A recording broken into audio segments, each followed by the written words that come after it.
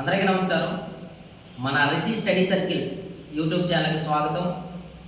అయితే అందరూ అడుగుతున్నారు నన్ను ఏమనంటే, కానిస్టేబుల్ కొత్త నోటిఫికేషన్ ఉంటుందా సార్, లేదనుకున్నట్టయితే పాత నోటిఫికేషన్ పరిస్థితి ఏంటి అలాగని.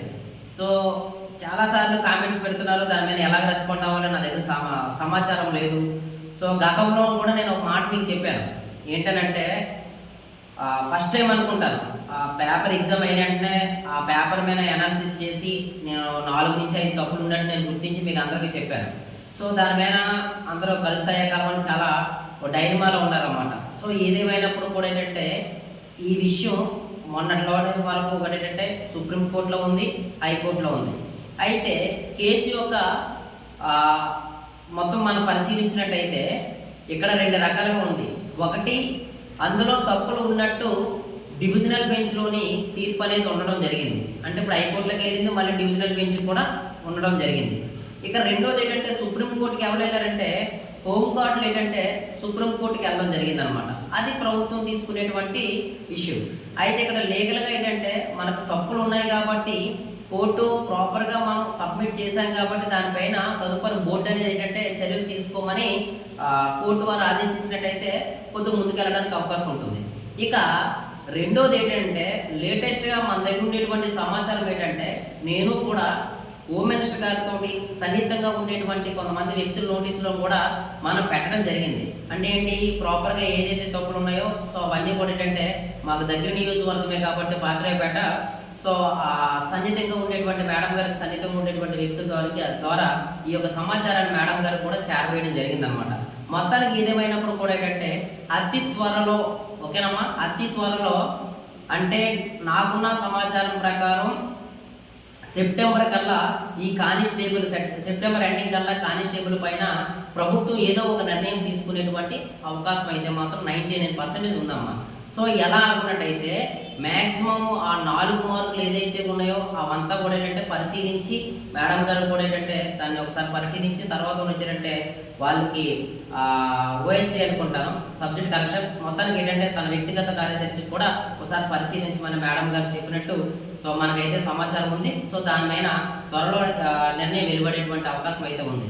ఇక రిమైనింగ్ ఏంటంటే ఈవెంట్స్ ఇది జరిగిన వెంటనే ఈవెంట్స్ అయితే మటుకు ఇది కూడా ఏంటంటే సెప్టెంబర్ ఎండింగ్ లేదా సో అక్టోబర్ ఫస్ట్ వీక్లోని 10 ఆ ప్రాంతంలో ఏంటంటే మనకున్న సోర్స్ ప్రకారం వస్తున్న ఇన్ఫర్మేషన్ ప్రకారం ఏంటంటే ఈవెంట్స్ అయితే మాత్రం పెట్టేటువంటి అవకాశం అయితే ఉంది. సో కాబట్టి ఇక్కడ ఇప్పుడు వరకు క్వాలిఫై అయినటువంటి అభ్యర్థులు అందరూ కూడా ఏంటంటే సీరియస్గా మీ యొక్క ఈవెంట్స్ ప్లస్ ఏంటంటే ప్రిపరేషన్ కొనసాగించండి. అదేవిధంగా ఏంటంటే ఎవరైతే ఆ బోర్డర్లో అనుకుంటున్నారో సో 2, 3, 4 మార్కులు లోపు ఎవరైతే అనుకుంటున్నారో వాళ్ళు కూడా చదవండి. ఎందుకు చదవమంటానంటే ఈ రోజు కూడా హోమ్ మినిస్టర్ గారు 20,000 పోస్టులు ఏంటంటే మనకి అవసరం ఉంది. అది 20,000 భర్తీ చేస్తారని కాదు, చూసుకోండి సబ్జెక్ట్ నేను ఏం చెప్తున్నాను అనేది. సో 20,000 పోస్టులు ఏంటంటే వేకెంటీ ఉన్నట్టు ప్రభుత్వం వారి దగ్గర లెక్కలు ఉన్నాయన్నమాట. అయితే ఆ 20,000 ఒకేసారి భర్తీ చేస్తారా, లేదంటే 2 విడతల్లో భర్తీ చేస్తారా, లేదనుకుంటే ఆ 20,000 పోస్టులో ఏంటంటే ఈ 6,100 ఏదైతే ఉన్నాయో రిమైనింగ్ తీసేసి రిమైనింగ్ పోస్టులు ఏంటంటే భర్తీ చేస్తారా అనేటువంటి విషయం అయితే మాత్రం ఇంకా స్పష్టత రాలేదు. సో కాబట్టి ఏది ఏమైనప్పుడు కూడా ఏంటంటే కానిస్టేబుల్ అభ్యర్థులు ఎవరైతే ఉన్నారో వాళ్ళందరూ కూడా ఏంటంటే మీ యొక్క ప్రిపరేషన్ కొనసాగించండి. తర్వాత ఎవరైతే 4 మార్కులు లోపు క్వాలిఫై అవ్వలేదో వాళ్ళ ప్రిపరేషన్ చేయండి. ఈవెంట్స్ ఏంటంటే తర్వాత చూద్దాం. ఎందుకు తర్వాత చూద్దాం అంటున్నానంటే ఇది ఒక మనం అనుకున్న సమాచారం ప్రకారం ఈ మంత్ ఎండింగ్ అయినా ఒక నిర్ణయం రావచ్చు, లేదా సెప్టెంబర్ ఫస్ట్ వీక్లో రావచ్చు. ఈ ఈవెంట్స్ ప్రక్రియ ఏంటంటే సెప్టెంబర్ ఎండింగ్ లేదా అక్టోబర్ ఫస్ట్ వీక్లో జరిగేటువంటి అవకాశం ఉన్నట్టు మనకు తెలుస్తుంది అనమాట. సో ఈ రెండింటిని మీరు బ్యాలెన్స్ చేసుకోండి. ఎందుకు చదవమన్నారంటే నెక్స్ట్ నోటిఫికేషన్ అయితే ఉంది కాబట్టి నేను అంత కాన్ఫిడెంట్గా మీకు నేను చెప్పడం జరుగుతుంది అనమాట. ఇక ఏమైనా పూర్తిగా అప్డేట్ ఉంటున్నట్టయితే నేను కూడా ఏంటంటే ఒక 10 days లోపు మేడం గారి అపాయింట్మెంట్ కూడా నేను అడగడం జరిగింది.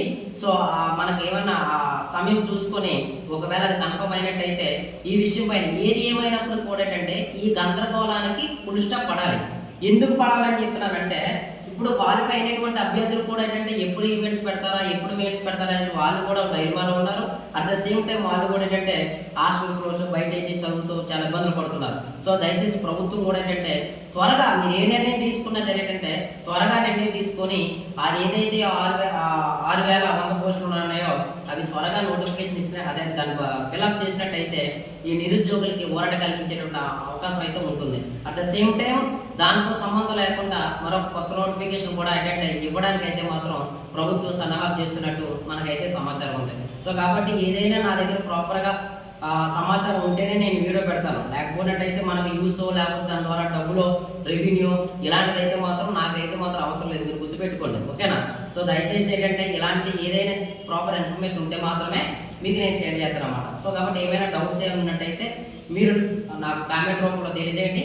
అలాగే ఏంటంటే ఇప్పుడు వరకు నెక్స్ట్ జాబ్ క్యాలెండర్ విషయం కూడా తెలంగాణలో కూడా ప్రకటించారు కాబట్టి ఆంధ్రాలో కూడా ప్రకటించే అవకాశం ఉంది కాబట్టి సో అదే కానిస్టేబులే కాకుండా ఎస్ఐ తర్వాత వచ్చిన రిమైనింగ్ ఏదైతే ఉద్యోగాలు ఉన్నాయో అవన్నీ కూడా భర్తీ చేయడానికి ఏంటంటే ప్రభుత్వాలు అయితే మాత్రం సన్నాహాలు చేస్తాయి. జై హింద్, జై భారత్.